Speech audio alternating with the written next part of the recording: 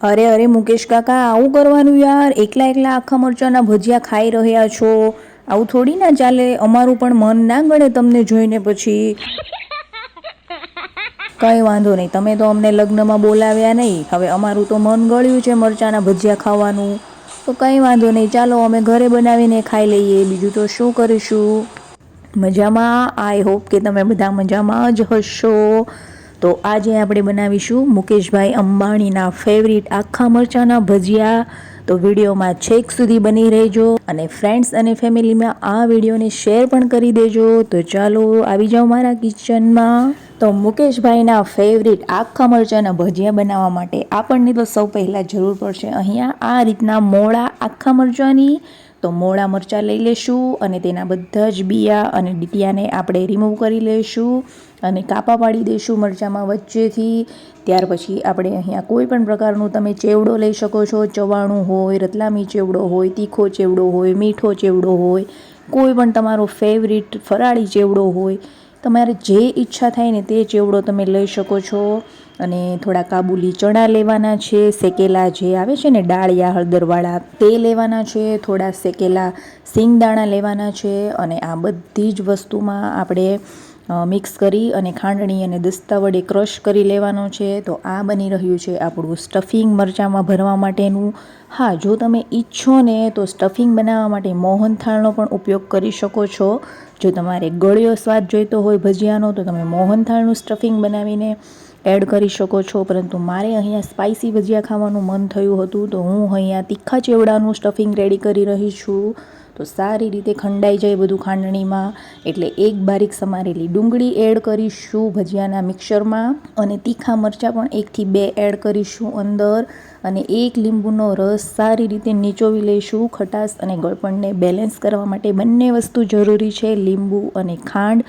મેં અહીંયા ગળ્યો ફરાળી ચેવડો લીધો છે તો હું અહીંયા માત્ર લીંબુ જ નીચવી રહી છું. પણ હા, જો તમે બીજો કોઈ પણ ગળ્યો નહીં પણ તીખો ચેવડો લીધો હોય તો તમારે અહીંયા ખાંડ પણ એડ કરવી પડશે. તો આપણું સ્ટફિંગ સરસ મજાનું અહીંયા રેડી થઈ ચૂક્યું છે.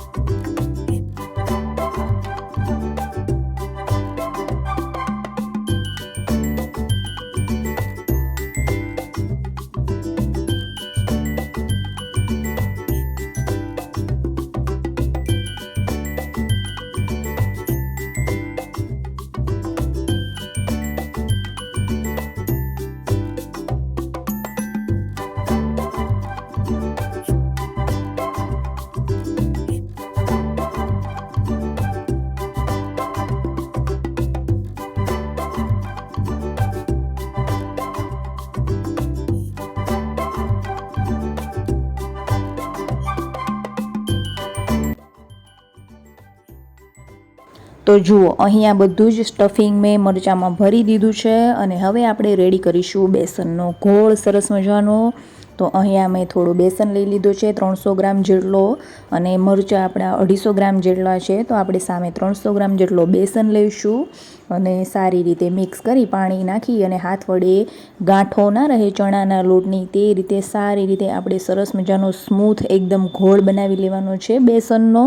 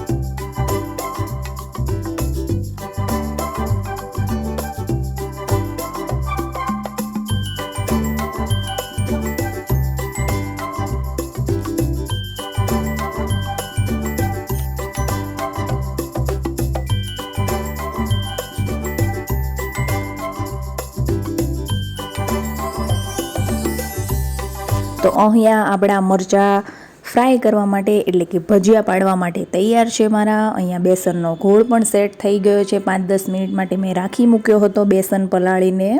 અને અહીંયા મેં થોડી બટાકા પૂરી પણ ચિપ્સ કરીને રેડી કરી લીધી છે, જે આપણે લાસ્ટમાં બનાવીશું બટાકા પૂરી થોડી.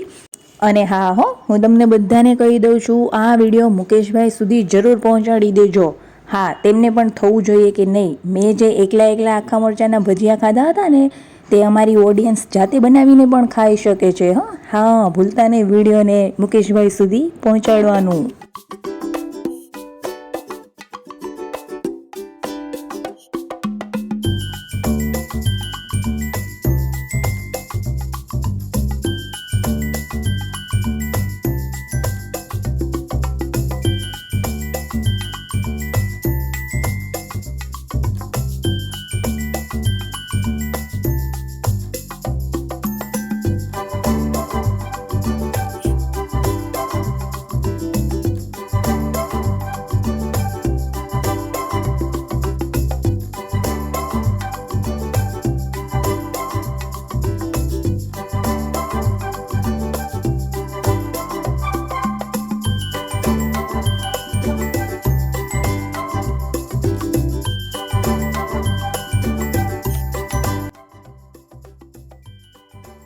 તો અહીંયા આપણે હવે તેલ ગરમ કરવા મૂકીશું ઝટપટ.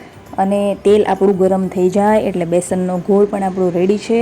તે ઘોળમાં આપણે થોડા ક્રશ કરીને અજમા અને હળદર ચપટી ભરીને અને થોડું સ્વાદ પ્રમાણે આપણે મીઠું એડ કરી અને ઘોળને ફરીથી મિક્સ કરી લઈશું.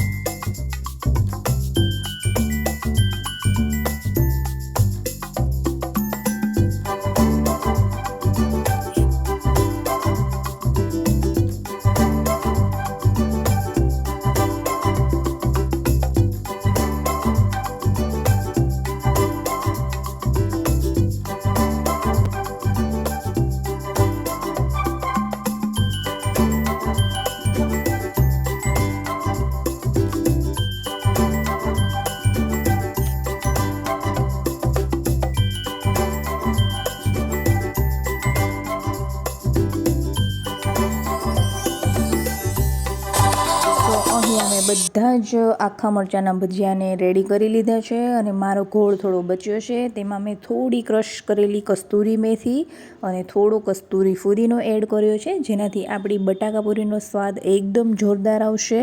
તેની બટાકા પૂરી બનાવી લઈશું. તો ઝટપટ તે પણ તળી લઈએ.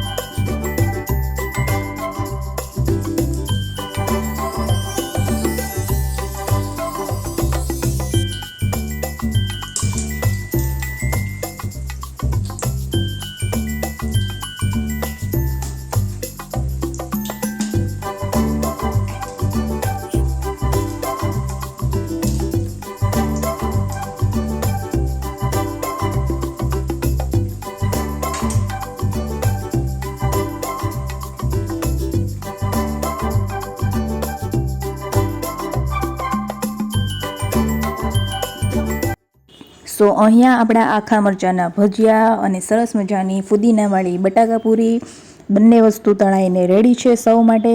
તો ફ્રેન્ડ્સ, જો તમને આ વિડીયો સારો લાગ્યો હોય ને તો મુકેશભાઈ અંબાણીને જરૂર પહોંચાડી દેજો અને તમારા ફ્રેન્ડ્સ અને ફેમિલીમાં પણ શેર કરી દેજો. તો ફરી મળીશું આવતા વિડીયોમાં.